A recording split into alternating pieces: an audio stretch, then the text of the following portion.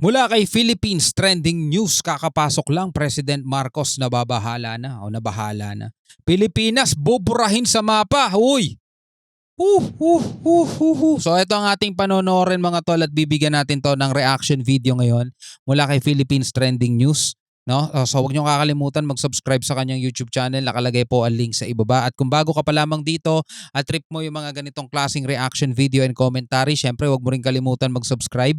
Click mo na rin ang notification bell para ma-notify ka pag may mga bago tayong reaction video tulad nito. So huwag na natin patagalin pa. Panoorin na natin to mga tol. Sa mga karagdagan pang balita, naging mabunga at makabuluhan ang state visit ni Pangulong Ferdinand Marcos Jr. sa Czech Republic na layuning palakasin pa ang bilateral cooperation at multilateral partnerships sa pagitan ng Pilipinas at Czech Republic. Nakausap ng POV, sabihin ng mga anti-Marcos, yun lang, namasyal ka lang eh. Sana tinawagan mo na lang sila sa telepono. Hindi ka na sana nagpunta doon. Pa-state visit ka pa, namasyal ka lang eh. Sabi ng mga eng-eng. Pangulong Marcos ang top Tapos ang sagot pa nila dyan, magkano binayad sa'yo? Ganyan-ganyan mga kapatid, no? Uto-uto talaga sila. Uto-uto sila sa mga propaganda ng mga pinapaniwalaan nila eh. Yung mga vlogger na binablog ang mga ginagawa ng gobyerno, mga bayaran yan. Ganun na lang mga kapatid. Tapos pag ibinalik mo sa kanila yan, magkano ibinayad sa'yo para himuri mo yung puwet ni Maudigs? Pikon naman yung mga for Czech officials. Sinabi ni Pangulong Ferdinand Marcos Jr. na malawak ang naging pag-uusap nila ni Czech Republic President Petr Pavel. Kabilang dito ang pagpapalakas sa bilateral ties, cooperation at multilateral partnerships ng dalawang bansa. Kapwa tinunghayan din ng dalawang leader ang paglagda sa joint communique na layunin po yan na magtatag ng labor consultation sa pagitan ng dalawang bansa, lalo na ng Department of Migrant Workers at ng Czech Ministry of Labor and Social Affairs. Nice. Alam nyo kung eto si PBBM, biglang uurong ang buntot nito sa China mga tol. Nakanang yan. Di ba pupunahin din natin to mga kapatid, sasabihin natin nakanang yan, tumulad ka rin din kay Digong. Di ba? Ano pang ginawa mo? Sana hindi ka nalang pumalag-palag nung una, sinuportahan ka pa namin, di ba? Ganon mga kapatid, di ba? Kasi hindi naman tayo pro Marcos, pro Duterte, anti-Marcos, anti-Duterte mga kapatid. Pro-Filipino lang tayo, pro-Philippines lang tayo. Kapag tama naman yung ginagawa ng ating nakaupo ngayong presidente, ang ginagawa niya mga state visit at nakikita na naman natin may mga binubunga naman at di naman namamasyal lang para magpa-picture-picture lang, magpa-photo off lang. Di ba? Dapat nating suportahan mga tol. Hindi yung tipong makapuna ka lang kahit na pro-China ka naman, di ba? Puna ka ng puna tapos pro-China ka naman, di wala ka naman palang kwenta di ba? Natalakay din sa pulong ang posisyon ng Philippine government sa issue pagdating sa West Philippine Sea.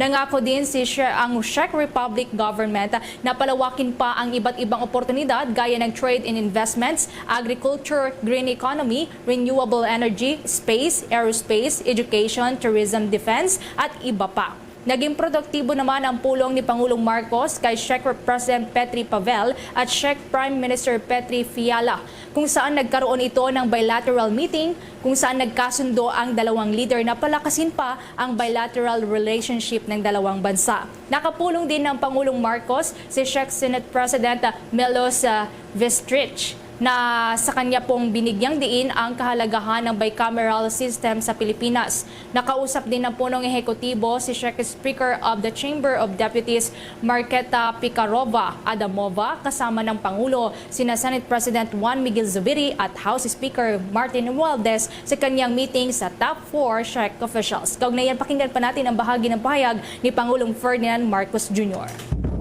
Engage all our neighbors and stakeholders through diplomacy and dialogue. I thank President Pavel for the Czech Republic's support as a like-minded partner in upholding peace, stability, and the rules-based international order. I am very pleased to also reiterate my sincere appreciation to the government and the people of the Czech Republic for the warm welcome that you have accorded to myself, the First Lady, and of course the rest of the Philippine delegation. This state visit reaffirms the Philippines' commitment in further cultivating the bonds and friendship which the Czech Republic and cementing the enduring ties between our countries and our people with a very special connection in terms of the time that Bahagi po yan ng POV. Hindi, dapat phone call mo na lang. Dapat nag-video call na lang kayo. Sabi ng mga eng-eng. pahayag ni Pangulong Ferdinand Marcos Jr. sa kanyang bilateral meeting Namasyal kasama ka lang ang eh. Czech president officials. Mga Pilipinong sundalo, mga sangkay, sinasanay na nga ba ngayon dahil nga po sa tumataas na tensyon laban sa China? So, ngayon mga sangkay, Dapat talaga, no? Maghanda, magsanay yung mga kasundaluhan natin, mga tol.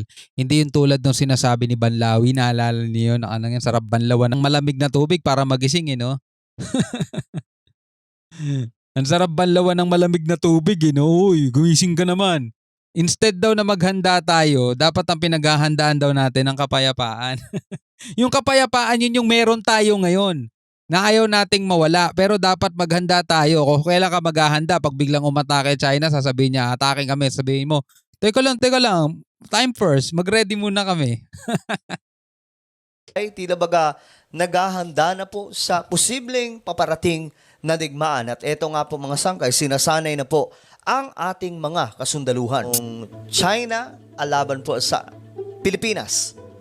Na ngayon nga po may mga aktibidad na po ang Pilipinas, mga sangkay, na tila baga ito na siguro ay pagsasanay kasi hindi naman po natin alam kung kailan aatake ang China or at any moment kasi hindi po natin baga sa isang idap lang pwede mangyari yung digmaan. Yeah. So ngayon, itong Pilipinas, mga kababayan po natin, sinasanay na po, no? Sa mga bagong kagamitan. Ito na mga sangkay, pag-usapan po natin ito kasi ito po yung balita. Ayan, mga sundalo, sinanay sa paggamit ng mga bagong biling armas sa Tarlac. Katex, So katihan. ngayon mga sangkay, bagamat hindi po ito sinasabi na ito po ay paghahanda. Pero mukhang ganito na rin po yan mga sangkay, no? Napanood ko na yung balitang to sa GMA. Gusto ko lang panoorin si Sangkay at para makita ko kung ano yung reaction niya. Kung pareho ba kami ng reaction at kung ano pa yung maidadagdag niyang komento tulad ng mga ginagawa natin mga tol. Parang ito na rin po ang preparation. Pero, ito pala, mga sangkay nabanggit pala dito. Ayan po, sinukat ang kakayahan ng malalaking armas na maaari raw gamitin sa banta ng terorismo o pananakop. So, talagang pinaghahandaan ngayon mga sangkay ng mga kasundaluhan ang posibilidad na mayroon pong invasion na gagawin itong China. Tutol dito si Banlawi, ayaw ni Banlawi yan, di ba? Para daw sa kanya hindi to nararapat. Dapat daw hindi tayo naghahanda, no? Instead na sa halip na maghanda daw tayo, dapat ang pinapairal daw natin yung diplomasya, di ba? Yun naman ang ginagawa natin ngayon di ba? Pero dapat tayo maghanda kasi wala namang mga kwenta kausap to. Itong mamang to na nakanganga. Walang kwenta kausap yan mga tol. No? Inuto-uto niya lang si Digong nun Kasi ang China, desperado po sila na makuha yung oil sa buong area ng West Philippine Sea. Diba? Si Digong apakatapang sa mga Pilipino nung mga panahon na yun mga tol. Alala ninyo yung mga tokhang, yung mga campaign niya, diba? O, kinatakutan siya dito sa Pilipinas mga tol. Diba? Kikita natin paano niya mura-murahin yung Western. Kahit yung United Nation, diba? Pero urong siya rito kay Xi Jinping. Urong siya dyan Kaya handa po silang makipagbakbakan sa Pilipinas o sa kahit na ano pang bansa. Sinukat ang kakayahan ng malalaking armas na maaari raw gamitin laban sa banta ng terorismo o pananakop sa Pananakop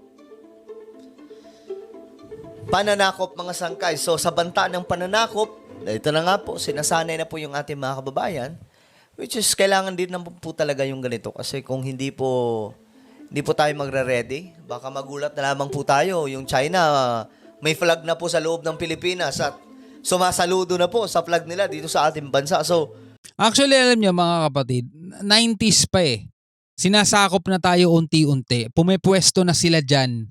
Hindi lang natin napapansin, hindi natin nababalitaan. Pero tignan nyo, kailan ba isinadsad yung BRP Sierra Madre?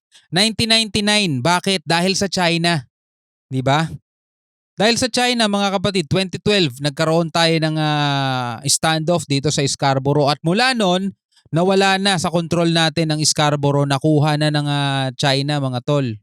'Di ba? Ang sabi pa nga dati no, naaalala ninyo, binenta daw ni Pinoy. Dati yun din ang pagkakakala ko, mga kapatid, no? Pero ngayon nalalantad, nabubulgar, no?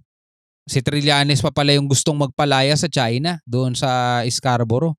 Gusto niya nang atakihin. Diba si Trillanes pa yun, mga kapatid, ha? Yung dating ayaw-ayaw natin si Trillanes, pero ngayon parang mas okay pa ata ipalit si Trillanes kay Robin Hood, eh. Di ba? Kung titingnan niyo, mga kapatid, mas okay pa ata ipalit si Trillanes kay Robin Hood. At least si Trillanes, di ba? Papalagan niya yung China. Ngayon, 2014 nag-submit tayo ng panahon pa rin ni Pinoy, ha.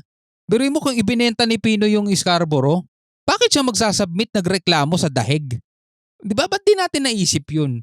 Kung si Pinoy yan nagbenta ng Scarborough sa China, bakit siya magsasampa ng reklamo sa dahig tapos napanalunan pa natin yung West Philippine Sea Exclusive Economic Zone ng Pilipinas, mga tol? Meron tayong yung 2016 Arbitral Ruling Awards. Di ba? Tapos nung natanggap na ni Duterte, ano sabi niya? It's just a piece of paper. Di ba? Mas bilib na bilib tayo dun kay Diggs dati, di ba? Kasi okay naman, magaling naman dati. Pero ngayon nare-realize natin. Teka mga tol, no? Si Digong sa Pilipino lang pala naging matapang, eh. Urong siya rito kay Xi Jinping, eh. Xi Jinping. Ngayon pa lang, pag igihan na po ang pagsasanay ng mga sundalo. Black. At nasubok din ang diskarte ng mga sundalo sakaling pumalya ang kanilang mga gamit. Nakatutok si Jasmine Gabriel Galban ng GMA Regional TV, 1 North Central Luzon. Pasok! Yan. Ito pala yun, mga sangkay. Ito, mga bagong kagamitan pala to. Mga bagong bili po ito. Isa ito sa mga posibleng gawin sakaling may bantang panlabas na nais pumasok sa teritoryo ng Pilipinas. Grabe, oh. Okay din, may mga ganito na pala tayong kagamitan. Okay, so napanood na kasi natin yan, mga tol, sa ibang mga reaction video natin. Pwede naman natin balikan. Well, anyway, kung ikaw ang tatanungin, mga tol, no? Kailangan na ba nga talagang maghandaan ng ating mga kasundaluhan itong banta na mga pananakop? Ako personally, mga kapatid, kailangan. Though matagal na tayong sinasakop, mga kapatid, ng China, matagal na nilang ginagawa yan, dahan-dahan, slowly but surely, mga kapatid. No, ngayon mas nagiging malala ang sitwasyon, mga tol. Wala tayong masyadong nababalitaan ng panahon ni Digong, 6 years. Kasi bago si Digong, si Pinoy muna, di ba? Nung panahon ni Pinoy, mga kapatid, tingnan nyo, nung panahon ni Pinoy, nakakabalita tayo ng mga tensyon dito sa West Philippine Sea. Di ba? Yung standoff dito sa Scarborough, naghain tayo ng reklamo sa dahig. Napanalunan natin 2016. Nanalo si Duterte, wala tayo gaanong nabalitaan na tensyon dito sa West Philippine Sea. Bakit? May mga Chinese Coast Guard pala tayo, eh. Sa Coast Guard natin, may mga Chinese pala, 36, no? Mas matataas pa yung rank, high ranking pa. Di ba? Panahon ni Digong. Ngayon, panahon ni BBM. Eto na, binabawi natin yung atin. Teka, eto amin naman to, eh. Hindi naman kami nagkipag-away sa inyo, eh. Kinukuha lang namin yung karapatan namin. Ayun, lumabas yung totoo, mga tol. Tagal na pala tayong ginaganito ng China, mga kapatid. Ngayon, sunod-sunod, mga kapatid. Di ba today lang, March 23, nakaranas na naman tayo ng pambubulas ng China. Binomba na naman ng water cannon yung isang barko natin sa resupply mission sa Ayungin Shoal. Naglagay pa sila ng floating barrier. Ang tindi, mga tol. Ang tindi. Sabi nga ni Ray Powell, uncivilized. No? Ikaw, ano masasabi mo? Comment ka na lang sa baba, mga kapatid. Hanggang sa muli, ako nga pala si Shobaldi. Peace out.